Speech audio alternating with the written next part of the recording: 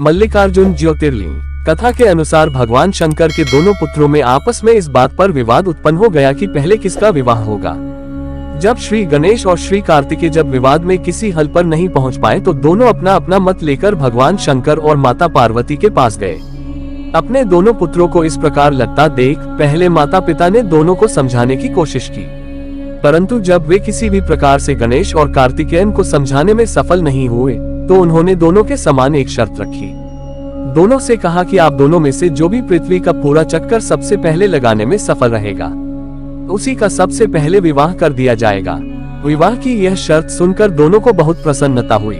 कार्तिकेयन का वाहन क्योंकि मयूर है इसलिए वे तो शीघ्र ही अपने वाहन पर सवार होकर इस कार्य को पूरा करने के लिए चल दिए, परंतु समस्या श्री गणेश के सामने आई। उनका वाहन मूषक है और मूषक मंद गति जीव है।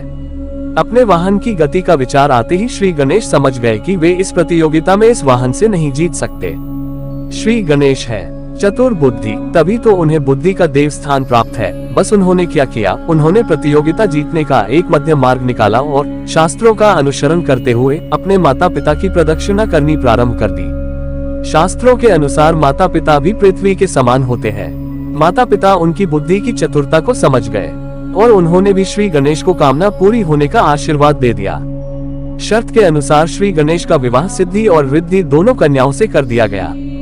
पृथ्वी की प्रदक्षिणा कर जब कार्तिकेयन वापस लौटे तो उन्होंने देखा कि श्री गणेश का विवाह तो हो चुका है और वे शर्त हार गए हैं। श्री गणेश की बुद्धिमानी से कार्तिकेयन नाराज होकर श्री शैल पर्वत पर चले गए। श्री शैल पर माता पार्वती पुत्र कार्तिकेयन को समझाने के लिए गई और भगवान शंकर भी यहाँ ज्योतिर्लिंग के रूप में अपनी पुत्र से आग्रह करने के लिए पहुँच गए। उसी समय से श्री शैल पर्वत पर मल्लिकार्जुन ज्योतिर्लिंग की स्थापना हुई और इस पर्वत पर शिव का पूजन करना पुण्यकारी हो गया।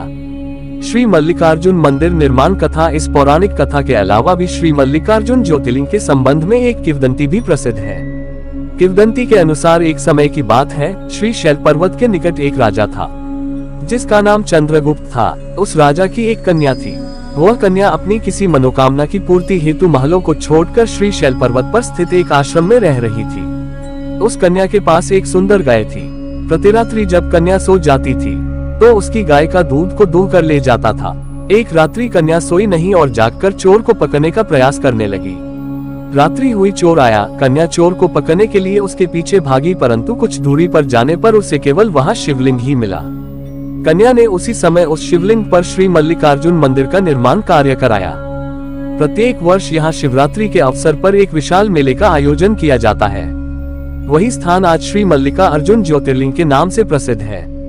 इस ज्योतिर्लिंग के दर्शन करने से भक्तों की इच्छा की पूर्ति होती है और वह व्यक्ति इस लोक में सभी भोग भोग कर अन्य लोक में भी श्री विष्णु धाम में जाता है।